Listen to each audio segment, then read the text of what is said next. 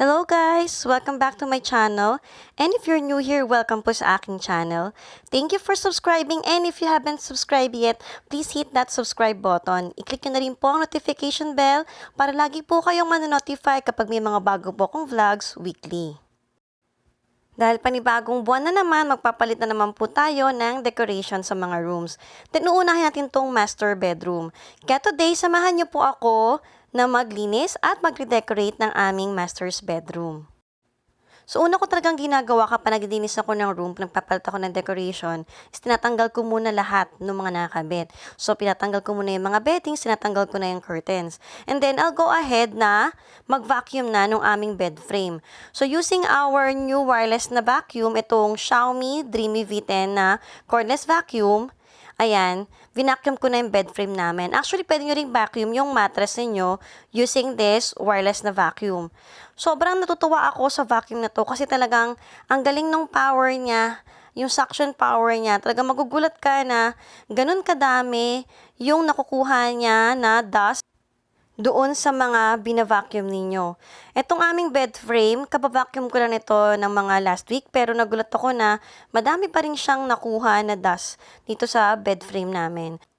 Sobrang sulit talaga yung bili namin ng wireless vacuum na to kasi para sa presyo niya, 1/3 lang siya ng mga mamahalin na vacuum, pero napakaganda ng performance talaga niya.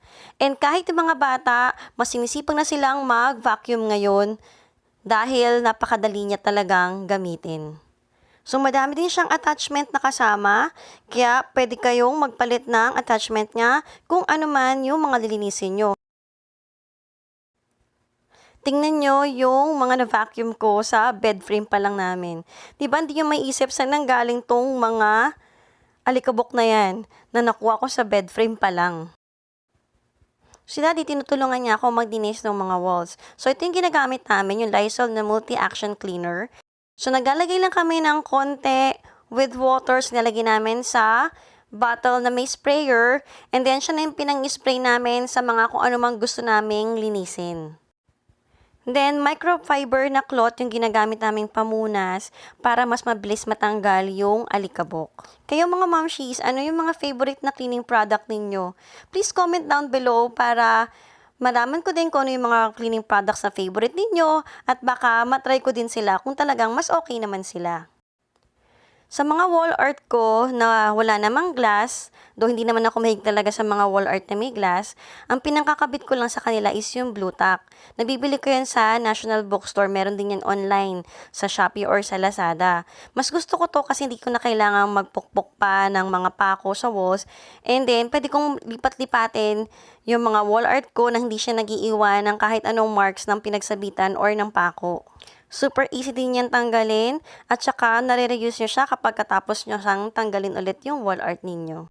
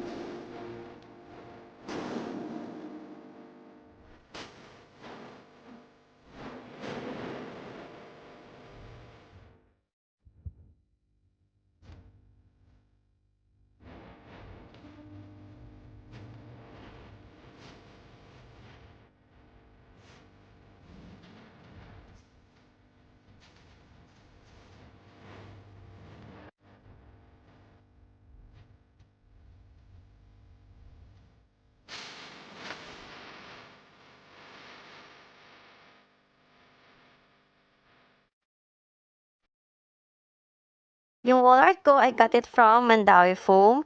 Ganun din yung beddings ko, yung bedsheet and yung comforter.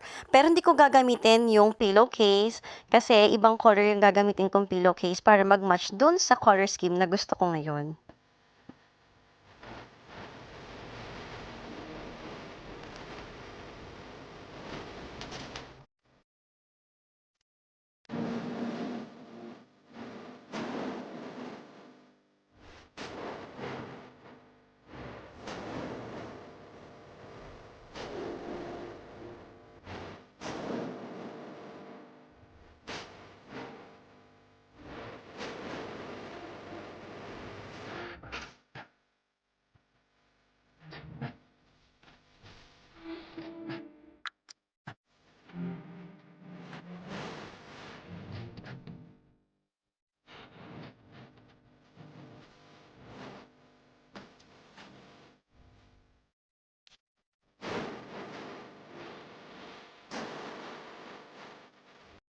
So, itong pink na pillowcase sa may Queen and King, ako lang yung nag-customize niyan using my Cricut machine.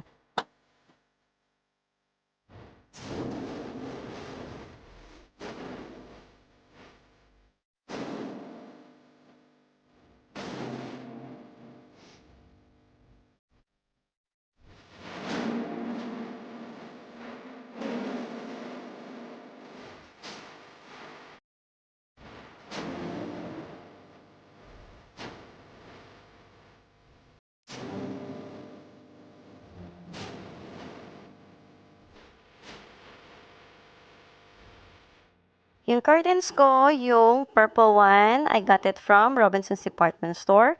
And then yung nasa gitna na printed na may pink and purple, nabili ko naman siya sa SM Department Store. And then, yung mga halaman ko na pinakita ko sa inyo sa ating shopping haul, ayan, nilagay ko silang lahat sa room namin kasi mas gusto ko silang nasa room dahil unang-una talaga nakakaganda sila ng pakiramdam pa nakikita ko sila sa umaga. At the same time, sa room kasi may mas malalaking bintana para naaarawan din sila kahit indirect na sunlight lang. Then using our wireless vacuum, ayan, nilinis ko na rin, vinacuum ko na rin yung aming recliner. Ang ganda talagang gamitin itong Xiaomi kasi ang gaan lang niya, kaya napakadaling gamitin kahit saan.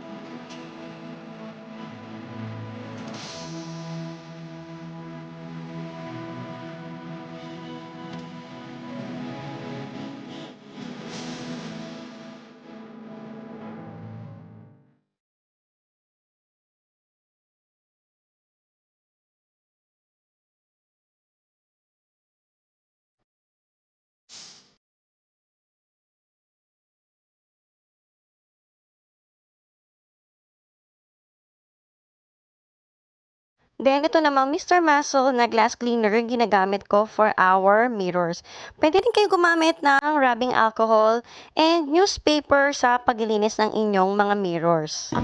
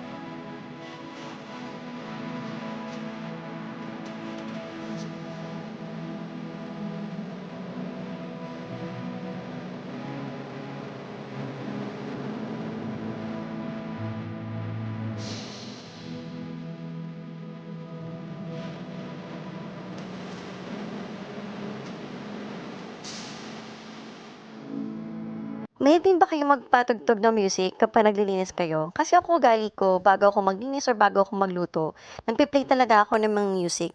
Favorite kong patugtugin yung mga violin covers ni Daniel Jang sa Spotify. Feeling ko lang kasi kapag may music, kapag nagpe-play ako ng music while doing something, parang mas nare-relax ako, tsaka parang mas namomotivate ako na maglinis or magluto kung ano man yung gagawin ko.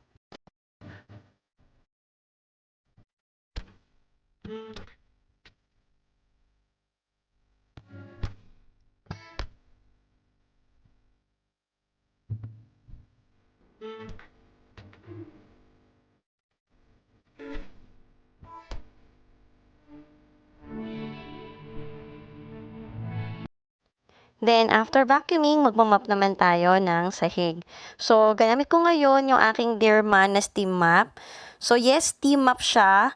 Talagang mararamdaman mo na mainit yung sahig kapag namamop ka at makikita mo na may steam. Nakakatuwa to kasi alam mo na madidisinfect yung sahig mo habang nililinis mo talaga siya. And dahil multifunctional tong steamer na to, pwede nyo siyang gamitin sa mirrors ninyo, sa CR ninyo, sa window, sa kitchen, at kung ano mang gusto nyong steam.